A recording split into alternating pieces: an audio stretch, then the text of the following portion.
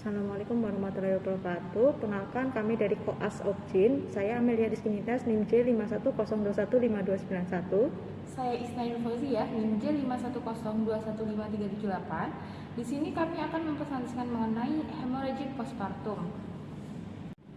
Selanjutnya, di sini saya akan menjelaskan mengenai definisi dari perdarahan pasca salin sendiri, yaitu secara umum didefinisikan sebagai kehilangan darah dari saluran genitalia lebih dari 500 mili setelah melahirkan per vaginam atau lebih dari 1000 mili setelah melahirkan secara sesar. Nah, perdarahan pada pasca salin ini dapat bersifat minor, yaitu kehilangan 500 sampai 1000 mili, ataupun mayor, yaitu kehilangan darah sekitar lebih dari 100 mili. Kemudian, perdarahan mayor sendiri dapat dibagi menjadi sedang atau dengan volume 1000 sampai 200 mili, atau bisa disebut juga berat juga, yaitu lebih dari 2000 mili. Kemudian epidemiologi sendiri dari hemorrhagic postpartum sendiri merupakan peringkat 1 penyebab kematian ibu di dunia, yaitu sekitar 35%. Setiap tahun 14 juta ibu menderita hemorrhagic postpartum atau HPP di seluruh dunia. Kemudian kita harus mengetahui dulu bahwa terdapat trias penyebab langsung kematian ibu di Indonesia, yaitu yang pertama ada perdarahan sekitar 30,3%, kemudian kedua ada preeklamsi atau eklamsi yaitu 27,1%, dan adanya infeksi atau sebesar 7,3%. Kemudian klasifikasi dari hemorrhage postpartum sendiri itu dibagi menjadi dua, yaitu yang pertama adalah perdarahan postpartum primer, yaitu perdarahan yang terjadi dalam 24 jam pertama pasca salin. Kemudian kedua adalah perdarahan postpartum sekunder, yaitu adalah perdarahan yang terjadi setelah periode 24 jam sampai 6 minggu postpartum. Kemudian penyebab dari hemorrhagic postpartum sendiri dibagi menjadi dua. Yang pertama adalah primer, yaitu kurang dari 24 jam, itu bisa disebabkan oleh adanya atonia uteri, kemudian retensio plasenta, kemudian robekan jalan lahir, adanya kelainan pada pembekuan darah, kemudian ada juga inversio pada uteri. Kemudian penyebab pada sekunder atau lebih dari 24 jam itu bisa disebabkan adanya sisa plasenta dan adanya endometritis.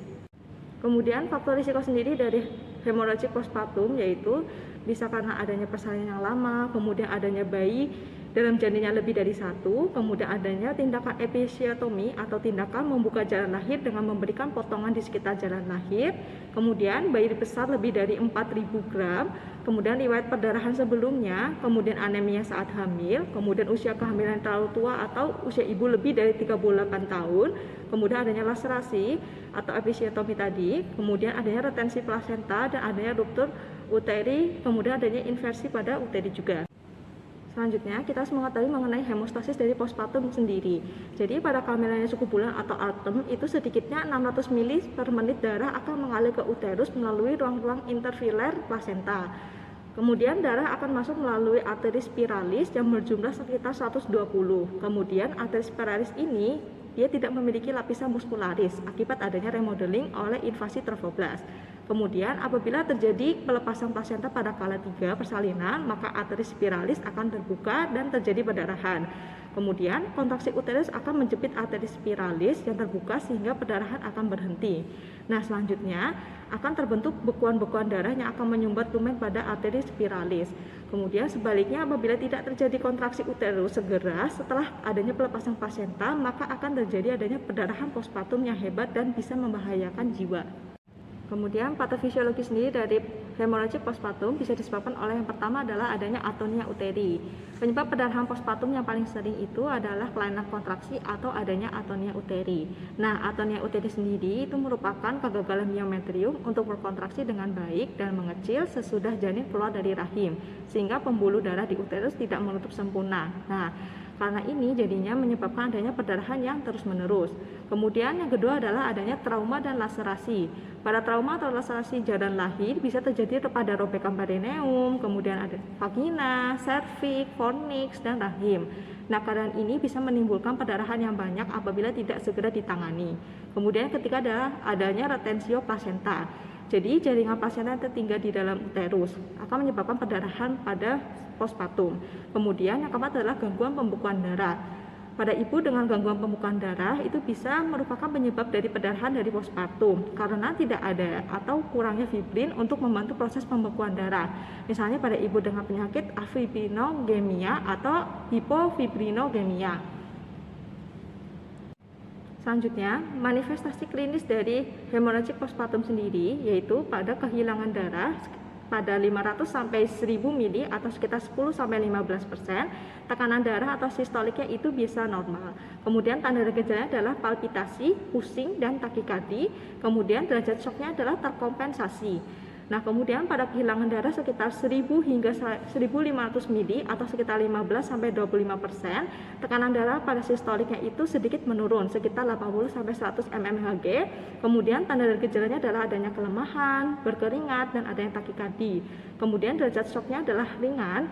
Kemudian pada kehilangan darah sekitar 1500 sampai 200 mili atau sekitar 25 sampai 35%, tekanan darah sistoliknya akan menurun atau sekitar 70 sampai 80 mmHg. Kemudian tanda dan gejalanya adalah gelisah, pucat dan oliguria. Derajat shocknya adalah sedang. Kemudian pada kehilangan darah sekitar 2000 hingga 3000 mili atau sekitar 35 sampai 45%, tekanan darah pada sistoliknya itu sangat menurun, yaitu bisa sampai 50 hingga 70 mmHg. Dan tanda dan gejala adalah adanya kolaps, kemudian air hunger, kemudian ada anuria, dan derajat shocknya itu adalah berat. Lalu untuk penegakan diagnosis perdarahan postpartum itu dibagi menjadi dua. Yang pertama yaitu perdarahan postpartum primer dan perdarahan postpartum sekunder, di mana pada perdarahan postpartum primer itu terjadi pada 24 jam pertama kelahiran. Penyebab utamanya itu biasanya dikarenakan atonia uteri, retensio plasenta, sisa plasenta, robekan jalan lahir, dan inversio uteri. Setelah itu yang kedua terdapat perdarahan sekunder, di mana dia itu terjadi lebih dari 24 jam pertama kelahiran, di mana yang sekunder ini disebabkan oleh infeksi, penyusutan rahim yang tidak baik, atau sisa plasenta yang tertinggal. Nah, untuk diagnosis berdasarkan klasifikasi, itu biasanya pada atonia uteri ditemukan gejala dan tanda seperti uterus tidak berkontraksi dan lembek, setelah itu ada perdarahan segera setelah anak lahir, terus juga ada tambahan di mana dia itu didapatkan shock. Lalu juga pada robekan jalan lahir dia itu ditemukan adanya perdarahan segar atau perdarahan postpartum. Setelah itu ada darah segar yang mengalir segera setelah bayi lahir. Setelah itu ada kontraksi uterus yang tidak baik dan terdapat plasenta yang lengkap. Setelah itu pada retensio plasenta itu ditemukan adanya plasenta yang belum lahir setelah 30 menit. Lalu ada perdarahan segera, lalu didapatkan uterus kontraksi yang baik, dan pada gejala tambahannya itu ada tali pusat putus akibat traksi berlebihan. Setelah itu juga didapatkan inversio uteri akibat tarikan dan didapatkan perdarahan yang lanjut. Nah, lalu juga didapatkan diagnosis robekan dinding uterus, di mana untuk gejalanya itu ada perdarahan postpartum, di mana ini perdarahannya itu bisa perdarahan intraabdominal maupun vaginam. Lalu juga ada nyeri perut yang berat. Nah, untuk gejala tambahannya itu didapatkan shock, nyeri tekan perut, dan denyut nadi itu cepat atau takikardi. Setelah itu untuk klasifikasi dari perdarahan hemodinamik ini dibagi menjadi 5. Yang pertama pada klasifikasi 0, di mana kehilangan darahnya itu kurang dari 500. Nah, ini masuknya normal ya. Lalu untuk klasifikasi yang kedua itu ada klasifikasi 1, di mana kehilangan darahnya itu 500 sampai 1000. Nah, untuk persentase blood loss-nya itu dia sekitar kurang dari 15%. Sedangkan untuk manifestasi klinis atau gejala klinisnya itu dia minimal. Dan untuk tindakan yang perlu dilakukan nanti dilakukan observasi dan terapi cairan. Nah, kehilangan darah lebih dari 1000 ini dia sudah masuk ke garis bertindak, di mana dia itu masuk ke klasifikasi 2. Klasifikasi 2 ini kehilangan darahnya itu sekitar 1200 sampai 1500, di mana untuk presentasi kehilangan darahnya itu sekitar 20 sampai 25%. Dan untuk manifestasi klinisnya itu yang pertama ada peningkatan denyut nadi, lalu ada penurunan output urin, lalu ada peningkatan respiratory rate, dan didapatkan hipertensi postural. Setelah itu juga untuk tindakannya perlu dilakukan terapi cairan intravena dan diberikan uterokranial. Setelah itu, pada klasifikasi ketiga, di mana kehilangan darahnya itu sekitar 1.800 sampai 2.100. Lalu untuk presentasi kehilangan darahnya itu dia sekitar 30 sampai 35%. Di mana untuk gejala klinisnya itu didapatkan hipotensi, takikardi, ekstremitas akral yang dingin, dan takipneu.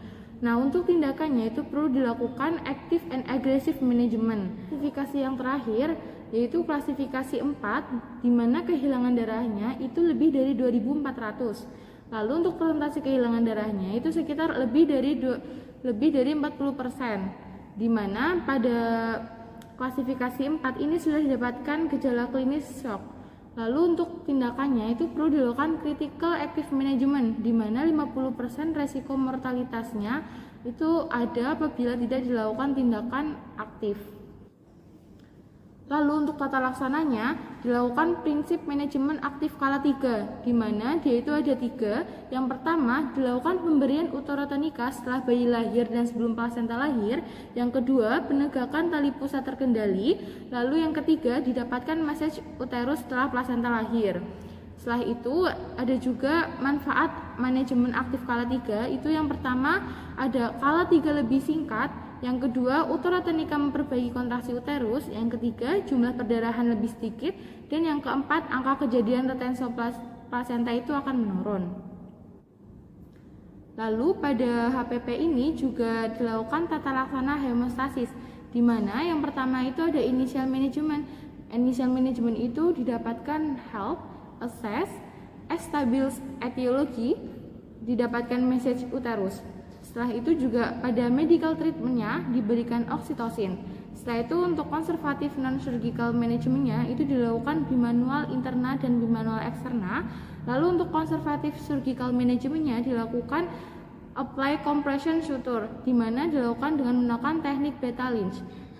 Lalu juga dilakukan devaskularisasi sistemik pelvic. Dan yang terakhir didapatkan last effort non-conservative surgical management, yaitu ada subtotal atau total abdominal hysterectomy. Nah, untuk yang pertama dilakukan help atau meminta pertolongan. Lalu yang kedua dilakukan assess, di mana dilakukan pemeriksaan pada vital sign-nya dan kehilangan darahnya. Nah, jika pasien tidak sadar, lakukan yang pertama resusitasi, yaitu airway breathing circulation, dan yang kedua lakukan infus 2 jalur, yang ketiga lakukan monitoring keadaan, yaitu nadi, tekanan darah, dan oksigenasinya, lalu yang terakhir dilakukan team approach. Setelah itu ada juga establish etiology, yaitu mencari penyebabnya, di mana penyebab dari HPP ini ada 4 yang kita ketahui. Yang pertama ada tone atau tonusnya, yaitu ada penyebabnya uterus yang lembek atau atonia uteri. Lalu yang kedua didapatkan trauma, di mana penyebabnya ini merupakan robekan jalan lahir, hematom, inversio, ruptur uterus. Lalu yang ketiga didapatkan tisu atau jaringan, di mana penyebabnya ini ada retensio plasenta, sisa plasenta, dan plasenta invasi.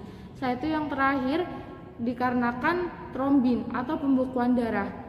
Penyebabnya ini didapatkan gangguan dari fungsi pembekuan darah. Selanjutnya didapatkan message uterus, di mana message uterus ini dilakukan selama 15 detik. Nah, setelah itu dilakukan evaluasi dan pastikan bahwa plasenta ini sudah lahir lengkap dan tidak ada kotiledon yang tertinggal. Lalu selanjutnya diberikan oksitosin, di mana pemberian oksitosin ini melalui intravena, yaitu melalui infus 20 unit dalam 1 liter cairan intravena sebanyak 60 tetes per menit. Lalu untuk dilakukan penghentian perdarahan ini juga bisa dilakukan shift to operating treat, di mana ini merupakan teknik bimanual, di mana bimanualnya itu dibagi menjadi 2, ada bimanual interna dan bimanual eksterna. Setelah itu apabila perdarahan belum juga berhenti, maka dilakukan tampon kondom kateter sebelum dilakukan rujukan. Untuk catatan pemasangan kondom kateter ini ada 2. Yang pertama, pemasangan kondom kateter ini dianggap berhasil apabila perdarahan berhenti. Nah, bila pasien berada di luar rumah sakit, maka tetap harus dirujuk ke rumah sakit dengan fasilitas transfusi dan operasi. Setelah itu yang kedua, Pemasangan kondom kateter itu dianggap gagal apabila masih tampak perdarahan di kavum uteri. Nah, bila gagal, kondom ini tidak perlu dikeluarkan, namun diikat atau diklem dan dipasang tampon vagina, lalu dirujuk untuk penanganan selanjutnya, sehingga kondom tetap menekan kavum uteri, walaupun tidak menghentikan perdarahan, akan tetapi akan mengurangi jumlah perdarahan yang keluar. Nah, selama melakukan tindakan ini, lakukan juga resusitasi cairan kepada pasien. Setelah itu, apabila perdarahan juga belum berhenti, lakukan apply compression suture, yaitu jahitan dengan menggunakan teknik beta lynch.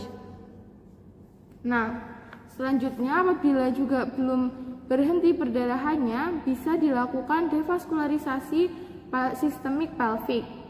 Lalu selanjutnya lakukan intervensi radiologis uterine artery embolization. Setelah itu apabila perdarahan juga tidak bisa berhenti, lakukan subtotal atau total histerektomi. Adapun komplikasi perdarahan dari postpartum, yang pertama didapatkan shock.